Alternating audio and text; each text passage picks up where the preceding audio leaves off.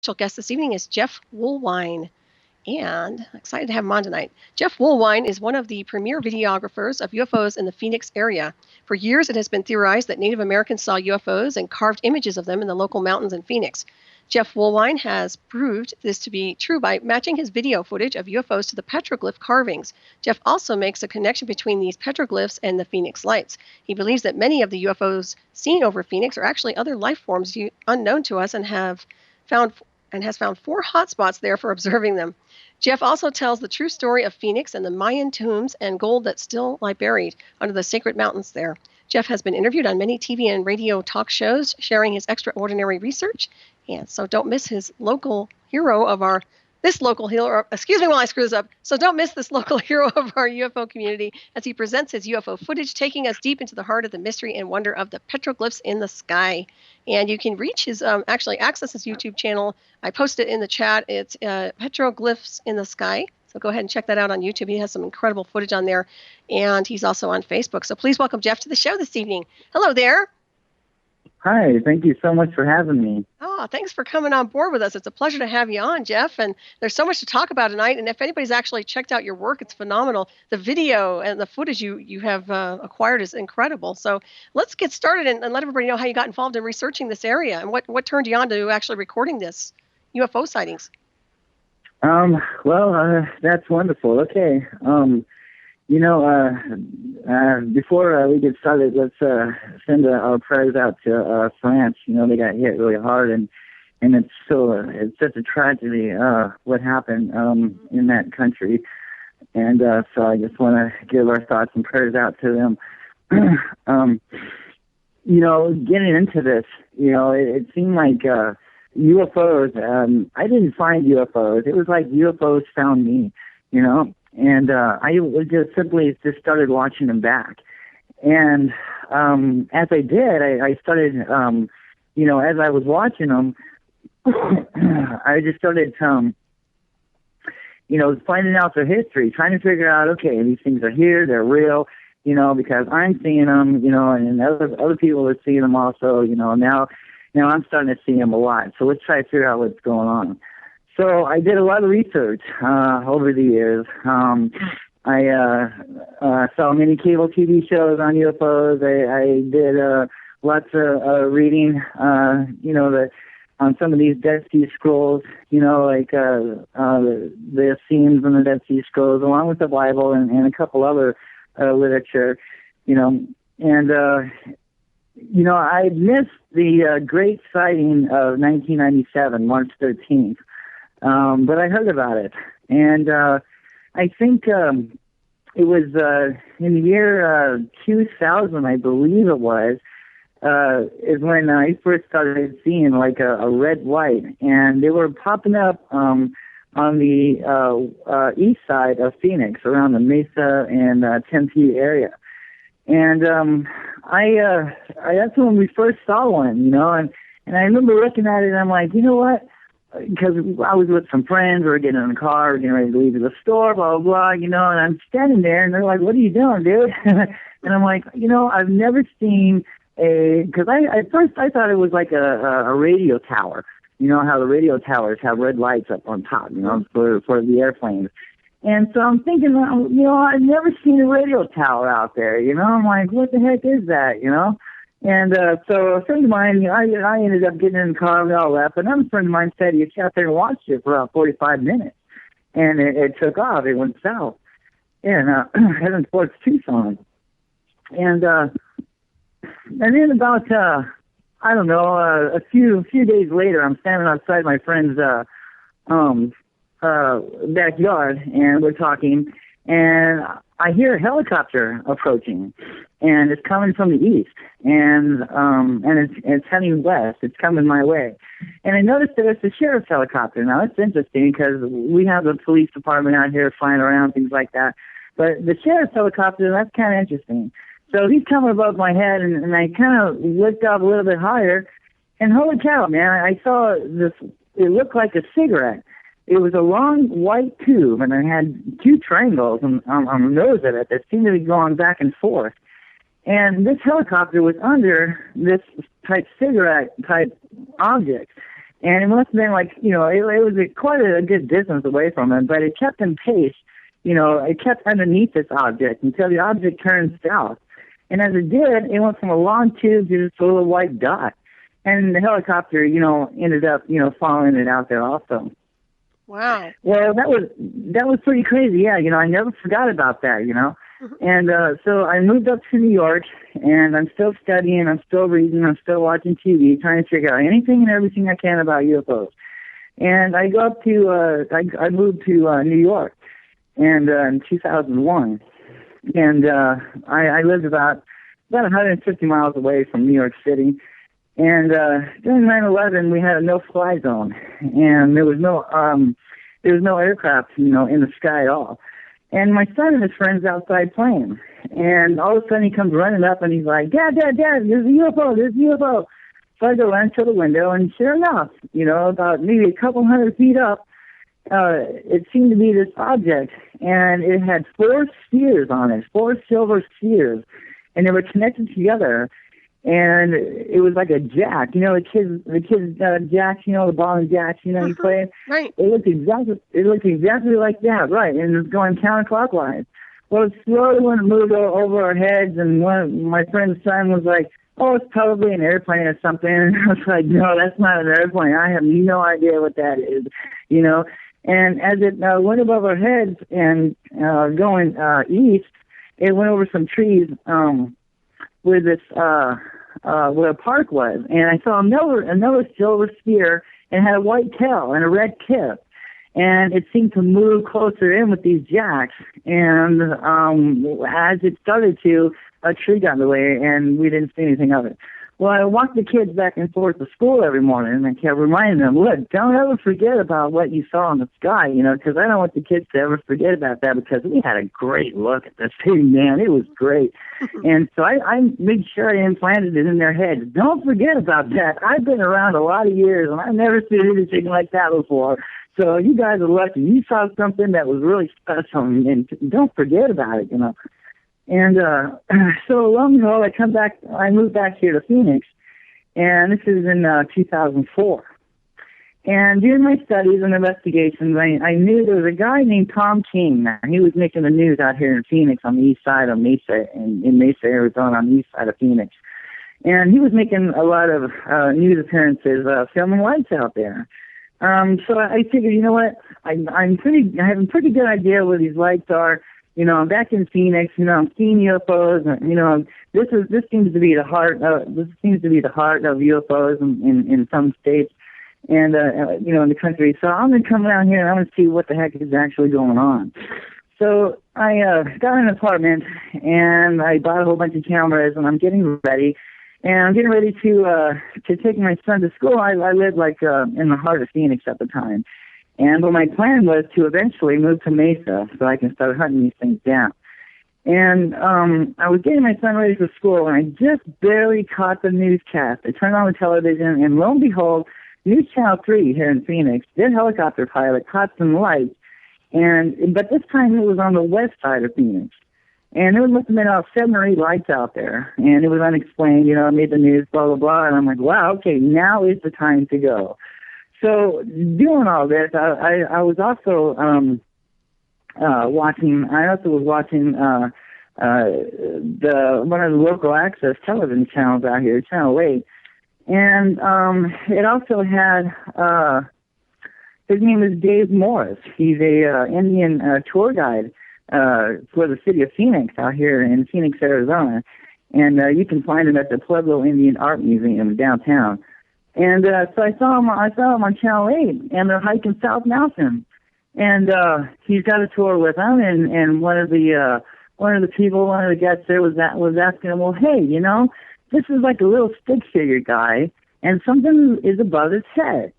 And Dave quickly came back and said, yes, this could be some of our interpretations, you know, on our ancestors, as they saw and recorded things that they saw in the sky. You know, and I was like, whoa, you know, right there, you know, a light bulb went over my head. Hold the phone, wait a minute. We have strange lights in the sky, and now we have strange markings on the mountains out here. There has to be a connection. So gathering up all this information, and reading the Bible as far as Ezekiel and Moses and a pillar of cloud by day and a pillar of fire by night. Mountains seem to be the key. So something was I hadn't really made it that far yet. I was still gambling. I was still doing research, but that mountain sure was on my mind, man. That mountain had a lot of suspicion to me. So in 2004, I see the newscast, and so I quickly moved out there. And it didn't take long. I got an apartment, and within about a week or so, I knew where to look. Me and my son would go out to the balcony, and I would look, east, southeast there. And it didn't take very long, man. Oh, holy cow, there was this huge red orb. It just seemed to pop in the sky, real kind of close to us. I mean, we could see it.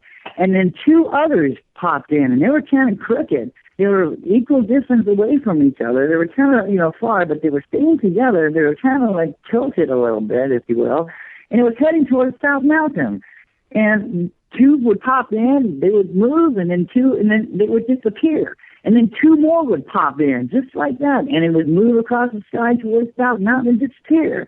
And while the whole time this red orb is over here to my right, or to my left, and I'm videotaping this, and I'm getting them. I'm like, wow, this is great. I can't believe what's going on here. This is awesome. We're finally getting it, My kid was ecstatic. I had a great time that night. And so the next couple nights I went out there, they didn't see anything. It was just dead. There was just nothing in the sky. And then they put a train in my way, and I was like, in my conspiracy head, I was like, something's going to happen, and this dang train's in my way, and I can't see it, and I got to find a place where I can go to see the lights. So me and my kid, we packed up all our stuff, our camera gear and everything. We hopped on our bikes and took off. And we went as pretty much as far as we could that night. We came to a little school and had a little set of bleachers there. So it was grade school. So we climbed up on those bleachers, and we must have been there like a couple hours. It had to be about 10 o'clock. My kids got to go to school. I got to get home. I was like, okay, Josh, let's go.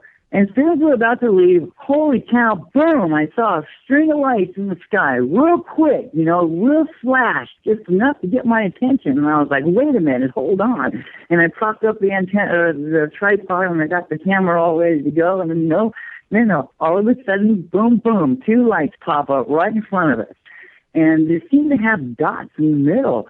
It was really cool. It was like these orange, amber, white, pulsating, plasma-looking soft lights, and sometimes they looked like serpent's eyes because they had the dot in the middle. They really looked like eyeballs staring back at us, and sometimes they'd move away from each other, and then they would move closer to each other, and then all of a sudden this went on for about 20 minutes, and then all of a sudden this little white airplane came from the north and was headed in its direction. As soon as the airplane got close, the lights just blinked away. They disappeared.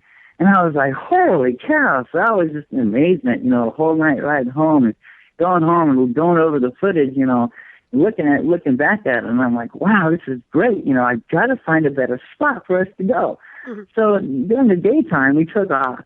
And I found Mesa Community College, and they had a set of bleachers for their football field, their stadiums, for their events and stuff. And they had a huge bleachers.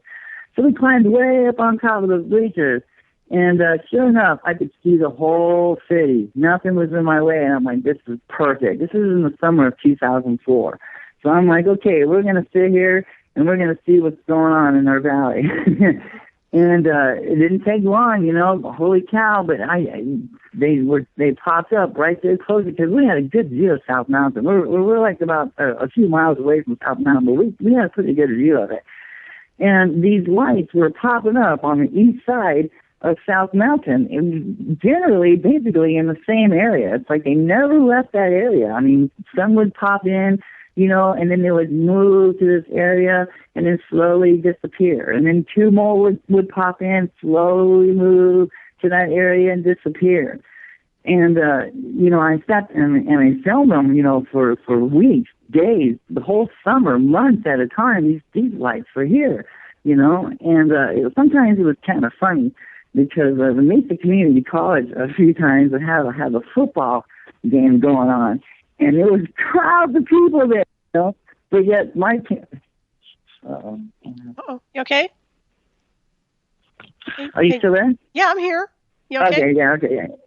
There's a crowd of people, you know, and everybody's turned towards watching the football game. But yet, me and my son and the camera is faced totally different in a different area. We're watching something completely else, something different.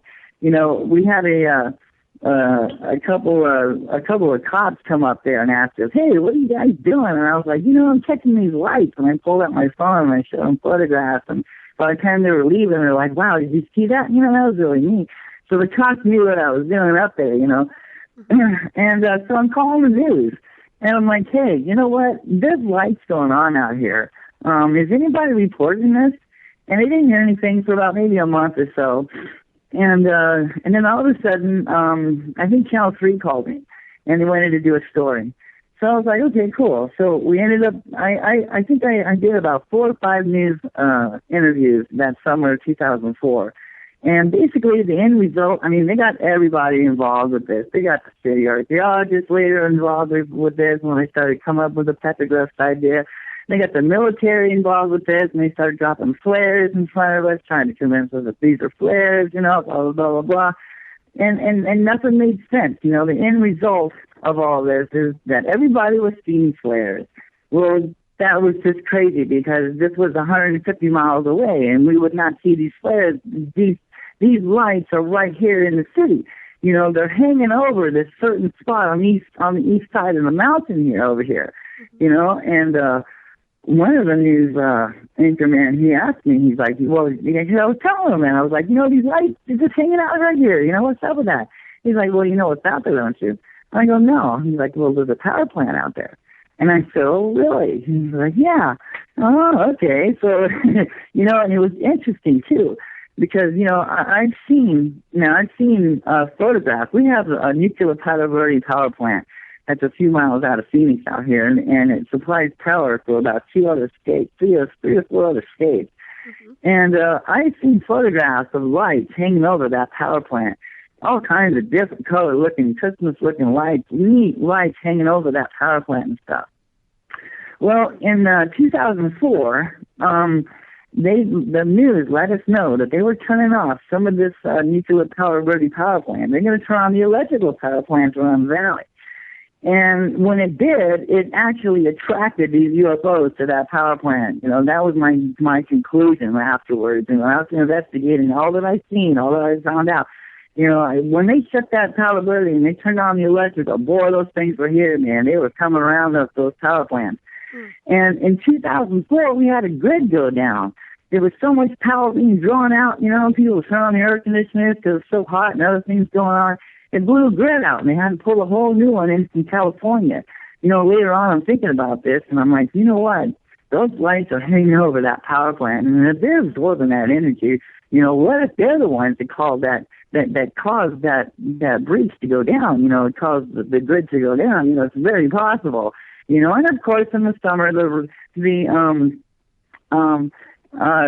like to rob us, the power plant company out here. They like to jack our rent up and stuff on the power. You know, every time it comes to be around summer, they always charge us extra for the power. You know, so not only are we paying extra for that, but we're also, you know, paying for the feeding of these lights from the power plant. That's what I see. Anyway. Really? Yeah. Right, you know. That's right, yeah. That's wild. Man, you have had some incredible sights. Well, keep going. I'm going to let you roll. Just keep rolling. Yeah, I'm sorry about that. Yeah, okay. Excuse me. Yeah. So anyway, I was like, you know, the end result was flares, and I'm like, no, these things are right here next to the mountain. What would happen if I moved closer to the mountain? You know, what would happen? You know, I'm just gonna go out. I'm just gonna go check it out. I'm gonna investigate and see what's up. You know, the only way to do that is you have to live there. You have to watch. You know, you can't go anywhere. You just have to sit and watch that rock all the time. And that's basically what I did. You know, after I made the news in 2004 on these lights, you know, I did notice, and you can see some of the videos. You know, I really stress on this, that when these lights are popping up in that sky right there, these little white airplanes, all right, they're coming around, okay? And they're not there to investigate. They're not there to check them out. They're there to shoo them away. And they do a pretty good darn job of it also, because when these airplanes start to come in, and well, the lights are here, and then the airplanes start to come around them, as soon as they get within, close to about a mile, half a mile radius of these lights, the lights dim out. The lights just go away. The airplanes go in that area and they circle for 5-6 minutes. And then they go right back up high in the sky and they circle and they wait. And the lights come back and the airplanes go zooming on after them. I mean, I got all this on tape. Yeah, right, you know. And there were times, you know, after I made the news, you know, my son and I was riding our bikes to the college every night, right before sunset to get set up. And I noticed this little airplane would follow us. It would follow us all the way there to the college, sit there and circle us, watching us, putting all the cameras up together and everything. And then he'd kind of leave us alone, and then he'd come right back and see what's going on, you know, and any lights, boy, here, there he goes, boom, trying to chase it away. You know, it got so bad in 2004 that there was 2 airplanes high in the sky, circling, and then the lights would come in, and both these aircraft would zoom in after them. Boy, it was great. Wow. Yeah, it was so cool. We got so many great formations out there. You know, we had lightning bolt formations, triangle formations. We had like 4 or 5, 6 of them out there at a time, man. It was just so beautiful. Unbelievable. I got so much footage, I don't know what to do with, you know. I got stuff that, I mean, I got a lot of footage up there now on the web, but there's a lot of stuff the public hasn't seen yet, you know. I just haven't got around to public to posting them. And we got some really good stuff, you know. Mm-hmm. And so when I moved to closer to the mountain, it was perfect. It was right on the east side of South Mountain there, you know, about a mile and a half away from the mountain. And my apartment window was looking directly at the mountain, and I was like, this is perfect. This is great. I'm going to set up my camera right here, and we're going to watch, you know. And since I did that, I also got a hold of Dave Morris from the Pueblo Indian Art Museum. I called up Dave, and I said, hey, bud, I said, I started on TV doing tours. You know, I didn't tell him who I was. I didn't tell him, you know, what I was doing. I just wanted to have him take me up there and teach me some things about the petroglyphs, you know. I didn't tell him my theories or anything like that. I kept that to myself. And so I met him up there, me and my friend. We met him up there on South Mountain, and we did about a 2-hour tour. And he's explaining to me all of these crazy legends and crazy myths. Now, you know, I'm still thinking, you know, that this is a craft out here, because everybody in 1997 is saying they saw this craft, okay, and it went over the city of Phoenix, okay, and it was this huge ship. So I'm thinking to myself, you know, ships, craft, technology, you know, big things, you know. So when Dave is trying to tell me, well, you know, these spirals here, these spirals represent doorways. And it's the Indian legends that the spirits come and go out of the cracks here, you know, that they're spirits. And when they're thinking that, I'm thinking, how can a big UFO craft get in a little small crack like that? You know, like, this is just, it's nuts, you know. I'm like, okay, you know, what's going on here? I'm missing something, okay? And so he goes into the giants. You know, we talked about the giant petroglyphs out there, and we talked about the spirals. We talked about, you know, the tobacco that's growing out there wild, you know, and we just went over every myth and legend that he could tell me. He was from the Zuni tribe, and he's just an awesome guy. And so I didn't tell him, you know, what I was doing. I told him I was doing a video documentary, and if I could videotape him, and he said, sure, you know, he didn't care. So my friend videotaped it all, as he explained, the lizard people. And because we have carvings up there of these stick figure guys, and they seem to have a tail, a long tail. And Dave was explaining to me, well, you know, this is the lizard people. And he says when the people first got here, they didn't know how to live in the hot, dry desert. So these lizard people came up out of the sand world, and they lost their tails to look like us. And they taught the Indians here how to live, and they grew back their tails and went back down there in the sand world. And I was like, wow, that's really amazing. And it's really cool, too, because some of these mountains out here, like I know the White Tank Mountains, the petroglyphs out there, holy cow, there's a rock formation that kind of looks like a lizard's head, but the Indians made it a lizard head. They put spiral eyes on it, and they put a nose, and they put a mouth on it, and it was awesome, you know, it was like neat, you know. So the lizard people really had a significant part in this. And so when I got back down off the mountain, me and Dave and my friend, that's when I brought it up to him. I go, I never heard about the Phoenix lights. And he goes, oh yeah. He's like, yeah, those are lights that people are seeing. He goes, it was on the news like last week. And I said, yeah, that was me. He goes, oh, that was you. I said, yeah. I said, I have this feeling that these petroglyphs are talking about what we're seeing in these lights out here. Well, then he kind of like, everything kind of stopped. After he found out what I was doing, he won't go back on the mountain with me now for some reason. I'm trying to get tours back with him, and I think something happened. I've seen him many times up there at the Indian village, when they're doing their gatherings and things, and he apparently he makes clay pots and things, and he was selling them, and he just really kind of didn't want to talk to me anymore.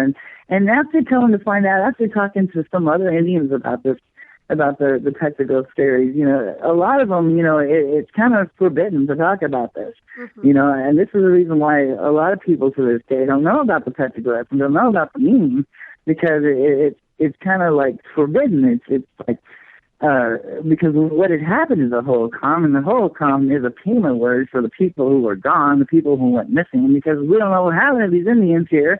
They just up and disappeared. And it's like, when me and you move, we take our belongings with us, but yet the holocom Indians here, they didn't. They left all the stuff here and simply vanished and was gone.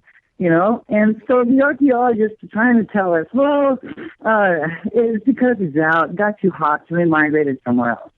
Okay, if that's true, where'd they go? We can't find any trace of where they went. The last trace that we have of them was right here at this mountain. They're gone now. What's up with that? Very good point. But the petroglyphs. Yeah. Yeah, and some of the Indians are telling me that, well, what happened to our ancestors is they said that the devil came from the east and took their people away. And they were witnesses to this when it was going on. And they actually, some of them, to survive this, they hid in the caves until it was all over with. He was coming down, picking people up and taking them up in the sky. Gone, never seen again. And people were afraid. And they're running in the caves and they're hiding. And when it was all over with, like, holy cow, they're like, and they're not staying here no more. This valley is cursed. They were saying to themselves, if we continue to live here, eventually we're going to have to go back to war with these things. Because apparently some of these petroglyphs, I'm finding out here, they're actually shooting bows and arrows at what looks like flying serpents in the sky. Strange things. They're trying to kill these things, And so not only that, but not only were they trying to kill them, but some of them were actually, worshiping these things, just like the Mayans, the Mayans and the sacrifice. Well, the Mayans were here also. I find Mayan petroglyphs out here. The same type of art. So what's to say? The Mayans weren't here along with the holocom and this and that, things like that. And can I stop you for just a second there, Jeff? I just want to ask you. So were these UFOs, or these what they call this devil? It was obviously unfriendly to them. Right. Okay, and go ahead. Yeah, so the petroglyphs are showing, some of these cross formations, some of these swastika formations, some of these serpent formations and orb formations, picking people up by their heads and carrying them off into the sky. All right, the petroglyphs show this on the mountains out here. It's like amazing. And then we have spirals of men going into the spirals, or going into the door and coming out of the door. And we have other strange-looking symbols and other strange-looking creatures coming out of all these spirals out here, Do you think the spirals are stargates? Or you said they were doorways. Does that mean they're like stargates? They're doorways into... Well, the mountains, all the mountains was around here were created by fault lines. Okay, and it's my belief that because the Indians call them doors, and I clearly filmed these things. I'm sitting on the mountain there, and at my apartment window, I clearly seen these things. I understand now. At the time, I didn't understand what Dave was talking about because I was thinking spaceships. but that's not the case at all. This is another creature. This is another living being. This is another life force. All right, it's just higher than man. I understand why the Native Americans call these things spirits, because when they start to come out of the sky, they're solid and they're shape-shifting and they're changing colors and they're looking really neat. And then when they start to ascend down the mountain, they start to change, and you can kind of see through them. They're like a ghost. They're like a spirit form. And then all of a sudden they get to that rock and they just either disappear at that rock or they absorb themselves into the rock. And it's really amazing. And we find the spirals right where these things are coming and going from. So the Indians are calling these things doorways, and I've seen them come and going out of 7, 8 doors out here on the mountain in a few years of watching these things out there. I found all these doorways. Well, what's the reason for this? Well, I think when the sun gets in the right position, okay, it opens up these doorways from the fault lines. It acts like an energy beacon. These things are actually absorbing the energy from the fault lines. This is the reason why we see, when volcanoes are going on, we see orbs coming and going out of the volcanoes, because they're going after that energy. I'm sure you've seen videos of that. Yeah. Right, and it has everything to do with the energy. So, when people in 1997, they're saying, well, I saw this spaceship, and it went from one side of Arizona to the next side of Arizona. Well, there's only 4 videos of this. Because I'm thinking spaceships, everyone else is thinking of spacecraft. But actually what was going on out there was like all these lights, and people thought it was a cloaked ship, and it wasn't. It's when you see 4 or 5 lights out there, you're looking at 4 or 5 living beings. They're living creatures. Okay, they're alive, they're conscious, they're watching you back. Right? They know who's watching, who's not to watch, and this is how they're getting away with it, for so long. It's because the majority of the people aren't paying attention, because they don't make any shadows, they don't make any noise. They're very soft when they come in, and unless you look up, you won't know that they're there, but they are. They are there, and they are watching us. There is something going on here, So when somebody said, well, I saw them go from one side of the state to the other, basically what these lights were doing was jumping from one mountain to the next mountain to the next mountain, okay? Because the videos of the Phoenix Lights, there's only 4 videos out there, all right? So thousands of people said that they saw some craft go over Phoenix. We would see video of this craft going over, buildings in Phoenix, and wow, there it is. But we don't. What do we see? We see a string of lights hanging around the mountain. And basically what they did, that happened on the west side. We have South Mountain that's on the east, and then we have the Australia, which is on the west, and they're pretty much neighbors, okay? And basically what these Phoenix Lights did is they formed a chain from one mountain to the other mountain. That's why there were so many of them. There was a major energy spot going on there at that time. They're absorbing the energy, so they all gathered up there real quick, And just a few of us, happened to see it. And then all of a sudden it broke crazy news stories, and then all of a sudden the stories just got bigger and bigger and bigger and bigger and bigger, till we finally got to the point where it was like, oh, my wife saw people in windows and they're waving at her and this and that, and it's like, dude, what's really, it's not a craft. Each light is the being, and they didn't go over the city, so I don't know how it got crazy, but it did. Because I've seen these lights a lot, all right? And sometimes, yes, I've seen them go over the city. I have videotape of that, but not once, does it ever show a spacecraft. It's lights flying in formation, like our military flies in formation. That's the way these things kind of do also, Interesting. When you say that there's always a craft, like an airplane following them or actually trying to kind of, I guess, control them to some degree, are they military craft? Are they military airplanes? Well, that's interesting. It's a great point it's brought up. When I was dealing with them in Mesa, watching the lights in 2004, I had white little Cessna airplanes, unmarked, following me. When I got to the mountain, not only did I have the airplanes now, but I had black helicopters. Oh, okay, geez. And these black helicopters, unmarked, would come around the mountain, And, you know, as soon as I started filming these things in the daytime, I took that to the news and they ate it up. They ate it right up, you know, and then I brought the petroglyph theory out, you know, and they ate that right up because this is a new take on the Phoenix Lights here, you know. It's been 10 years, and at that time it was 10 years, and no one has even talked about the petroglyphs out here, you know, but yet I'm up here on the mountain and I'm trying to make this connection, you know, and the media is really picking up on that. Mm-hmm. And it was great.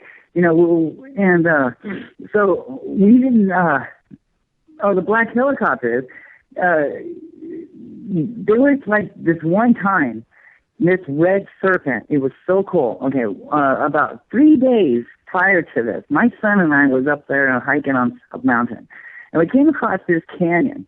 And I remember, you know, Dave telling me that the spirals, you know, are next to these canyons here, you know, and the canyons are actually doorways for these creatures, for these spirits, you know.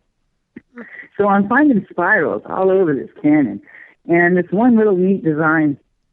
And I was like, okay, cool, you know. I was like, I'm gonna kick back and I have a cigarette right here. I'm just gonna, you know, take a lick, and I'm gonna talk to these petroglyphs, because somewhere in the stories I had read that these petroglyphs has the power to invoke the spirits.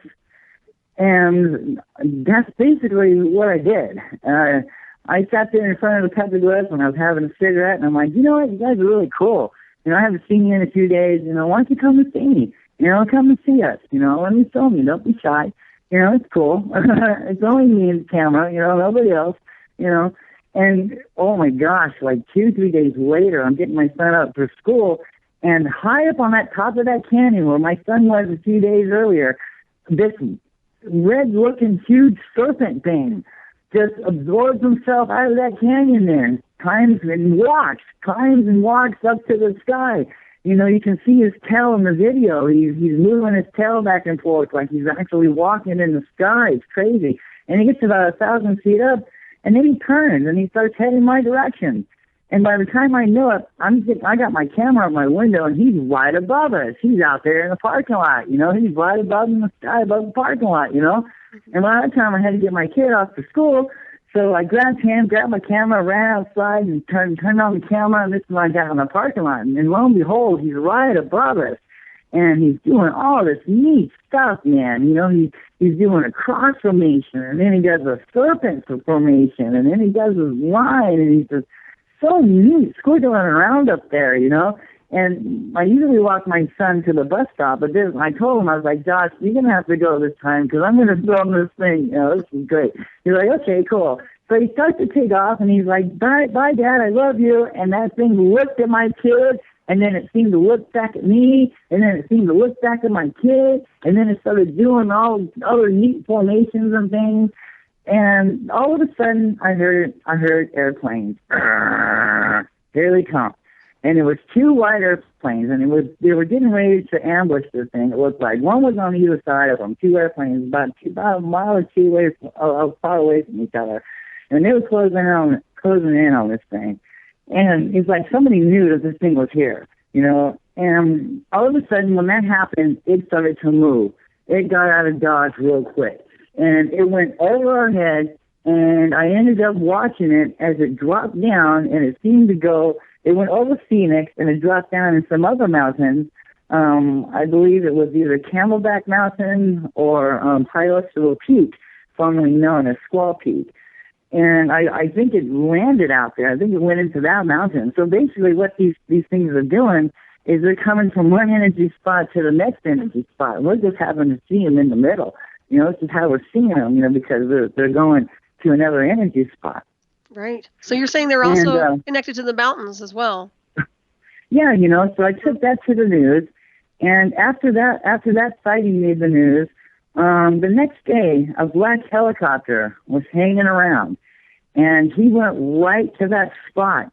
I mean, I was the only one that knew where that thing came out of. But yet this black helicopter went 3 times to that spot where that thing came out of. And I'm like, how the heck did he know where I was the only one that saw that? How did this helicopter know? You know, and then by that time, I had noticed like 4 or 5 spots, I called them doorways, that was filming these things all the time, coming and going from the mountain in 2005. coming and going from the South Mountain. So I eventually was watching 5 doors.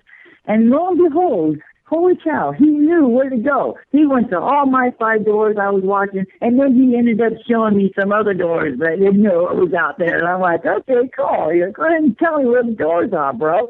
And that's what that helicopter did. He circled the mountain 3 times, and as he did, he went to all these spots where UFOs come out. And right before he left, he positioned his helicopter right at my window. He's over the mountain. He's looking at me, and I'm looking at him because I'm filming it. I'm filming him, man. You know, I'm videotaping this thing. And he's watching me, too. And then he zooms right over my head and goes over my window. And about a half an hour later, a UFO leaves the mountain. You know what? I've seen also, I think what happens is it starts to build up energy there. I really do. I think that energy starts to build up in certain spots. And I think maybe if you have a night vision camera or some kind of technology to see the energy, you know, starting to be absorbed there or starting to open up, you know, I think you're able to see that somehow. Because some of these helicopters and most of these white airplanes that hang around the mountain, they have these black domes on the bottom. These little black domes, you know, like a camera or something. Right, yeah. Yeah. And so it was weird. It was like, you know, a helicopter would come over and he'd sit there and hover in that area for the longest time. And then he would leave, and like half an hour, boom, the UFO would leave right there. You know? So I really think that whoever's watching, because whether it's the Men in Black, is it the government, I don't know who it is, but somebody knows that's what's going on out here. Excuse me. Somebody is watching these things and knows what's going on in here because they got helicopters and airplanes chasing them away. And it's really neat. I got so good at it, you know, I could predict, you know, I could just watch the skies, you know, and I can see these airplanes, and I call them Light Patrol now. And I know exactly where Light Patrol is when I look over the Phoenix Mountains at night and stuff like that, you know. If Light Patrol is real high in the sky and he looks bored, because he is bored, because no activity is going on. But if he's really low and hanging around, then he saw something, or something is about to happen, and now is the time to get out there and watch. Wow, that's awesome. And that's been my philosophy, my trick. That's something that I caught on with, you know, because they're watching them too. You know, when I was waiting for the bus, and I had this black helicopter swoop down on me, trying to incriminate me or something like that, I just gave him the bird, you know. You leave me alone, you know. But they do follow me when I'm up down the mountain. Sometimes we'll see a black helicopter flying around, you know, and it's really interesting. Sometimes while we're on the mountain, it's really neat. You know, we do see orbs, you know, while we're at the mountain. But 9 times out of 10, it's when you come off the mountain, when you get down off the mountain, and then you look back, there's one right there where you just were. You know, that has happened to me so many times. So I ended up, you know, doing more investigations and more studying, and the more I spent up there talking to these things and checking out some of the petroglyphs that no one has seen in over 1,000 years, and photographing them and documenting them for my book, you know, it was like it started a chain. It started something because these things, they knew.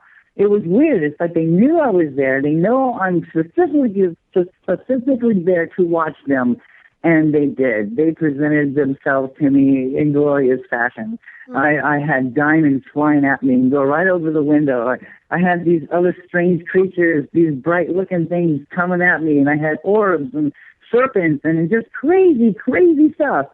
And I'm bringing all this to the media, you know, and this was before UFO Hunter show was out. And I did the pilot, actually, for the UFO Hunter show. And later, I believe that it kickstarted the Ancient Aliens, because there really wasn't no Ancient Aliens TV show until after my research came out, after I started to do all this, you know. Mm-hmm. And Pat Ustard, he was the one, the main guy for UFO Hunters. He's the one that really got it going, you know, besides Bill Burns, you know, in UFO Magazine. I actually wrote an article for UFO Magazine also at that time. And this was when, you know, this was all series because, you know, for years, you know, people talked about, well, it could be what the Native Americans are talking about with the petroglyphs. You know, they might be, you know, it could be talking about UFOs. Well, we just don't know. Well, now we do, because I proved it, because I'm seeing these creatures, these weird things that are carved up on the mountains. That's what I'm seeing in the sky, you know, and that's the reason why I named the book and the website and my research, Petroglyphs in the Sky, is because they're petroglyphs in the sky, man. You know, that's it. That's what's up. You know, you can't get any point blanker than that. So it seemed to work, and I went with it. I like it. And go ahead. No, I was going to say I like it. And, of course, if people want to buy your book, what's the best way to do that? Well, I'm hoping to get it out. I got to get it published. It's been like 10 years in the making, but I've done a lot of interviews and a lot of stories, a lot of myths and legends. A lot of research has gone into this book. Tons of photographs of petroglyphs on South Mountain. I talk about how to see them, where to see them. You know, over the years I've been watching them, what to look for, things like that. You know, and so I'm hoping to get it out before March. So I'm really pushing for that. Cool! But I can't wait to read that. That's going to be awesome. Yeah. And also, what about a documentary? I know you have. If you guys haven't checked out Jeff's website on YouTube, rather, check it out. Check out the footage. It's incredible. I was watching some of the footage you've captured. It's amazing. But also, are you going to do a documentary? That would be really nice. You know, I have done a few documentaries with some people, some private corporations. You know, and you can find all the video, all the work that I've done is up on YouTube or my Facebook page, Petroglyphs in the Sky, Jeff Woolwine. You can find a lot of petroglyphs there and a lot of photographs and a lot of videos of the lights and the things that I've been filming. Yeah, it's awesome. And you know what I like about you, too? Yeah. You have a really nice energy. So I suspect that some of the stuff you're able to capture is because of your own vibration. You just have that non-intrusive vibration where you're just able to access these types of beings or whatever you want to call them that are coming in and out. It's quite amazing, actually. Not many people can do that. I kind of touched base with you off the air on that. I hear about people trying to look for lights in the sky all the time, and they can't find anything. And you just go up there, and it's like, you know, the Pied Piper. You're able to access a lot of different anomalies. Thank you. Well, here's the thing. You know, no one has actually, you know, done this before. No one has actually taken the time, you know, to go out there and watch it and don't do anything else for 2 years. Have the camera out your back window. And that's all I did. That's all I did for 2 years. As I sat in my kitchen with my camera out my window. And if something was going to get past me, it was because I was sleeping or I was in the bathroom. And that's what I did. I learned, you know, and once, you know, and they were following me a lot longer before I ever did this, you know. So they were watching me. These things or something new that I was coming. You know, because they were following me, and I just simply started watching back, and I started doing more investigations. When I found out they liked mountains, so I started hiking the mountains, and then I found this crazy story that talks about these lights, that talks about these things, you know, and basically, you know, what had happened to the people that lived here before. And that's when it came to the realization that some Native Americans, they did not want to talk about this.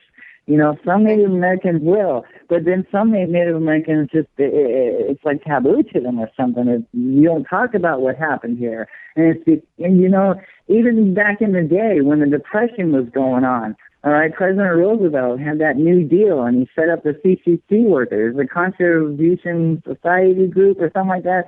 And they set up the kids out here. They lived out here for 2 years. They lived in tents, and they basically destroyed petroglyphs. All right. Not only did they put ramadas and picnic tables and trails and this and that, but they're destroying the petroglyphs. Okay, there's a huge panel out there that's all rubble, and at one time had all these glyphs on it. And basically what had happened is they're destroying the story. Because when I'm going up there, I'm finding tombs. Okay, I'm finding huge stones, blocks, been picked up and set in place, teeter-tottering on little stones oriented towards the equinox and the solstice. You know, I mean, these are tons, you know, 2 or 3 ton stones, and they're balancing on these little rocks on the corner. It's like, how the heck is this going? How did they do that? But then I find the giants, you know, the giants that are carved out there, you know, so clearly there's giants. And that was here at one time. You know, the story Dave was telling me, this awesome story. We have a mountain out here on the west side called the Superstition Mountains. Mm-hmm. And a lot of people are interested in the Lost Veterans Gold out there. But that mountain has actually more history than that Dutch gold mint. Gold, I'm sure. If you study that mountain, you'll see that it's in layers. It's like 1 layer, and 2 layer, and 3 layer, and then it gets to a huge mountain. All right, and then it's got this watermark, this water line up on top. And then up on top, you see all these stones that look like giants that were kind of turned to stone up there. And Dave was telling me the history on that mountain. And he says, yeah, he's like, when the giants were here, the flood was coming. So the lead giant told his people to climb up on this rock. And the lead giant used his powers, used his magic to move this rock up to get away from the water because he knew what was going to happen. And he raised the mountain up a little bit more. The water kept coming. He raised the mountain up a little bit more, and the water kept coming. He finally did so much, and he just couldn't outbeat this water. He decided to immortalize all his people and turn them to stone. And when he did, that's when the water stopped. And you can actually see to this day the flood line, the watermark, the line across the Superstition Mountains. And up on top, you can see all these huge stones that are erected up, and they're supposed to be giants that are turned to stone. And at the bottom of this mountain, it looks like a giant, and he's kneeling in prayer. It looks like a monk or something, and he's kneeling in prayer to his people that are up on the mountain there. And and I just thought that was such a neat story, it's such an awesome story. I'm putting it in my book, So not only am I finding this, finding these stories, and I'm finding these huge rocks, and I'm finding tombs, and I'm finding petroglyphs from the Mayans, and I did a news interview with the archaeologist. I'm trying to get the archaeologist involved. He won't talk to me either about this. Okay. And I've read his book, because he took for 5 years, him and his team went up there and documented most of the petroglyphs and some of the things to be found up there. And so while I'm doing my investigations, while I'm doing my hiking, I'm taking his book along with me. And you know what? Sometimes he says that petroglyphs are supposed to be in this area. It's not. It's 2 miles down the road. And I felt that was really frustrating. That was really frustrating. Some petroglyphs he said is up there and they're not. So I don't know what's going on with him. But he doesn't mention the tombs. He doesn't mention the light and shadow. Well, the light and shadow, yeah, he does. But he doesn't go into any detail. Okay, Jeff? He doesn't really go into... Jeff, we're going to have for a break. We're going to have to continue this conversation when we get right back. Stay tuned, everybody. Jeff Woolwine, this is Ravenstar's Witching Hour.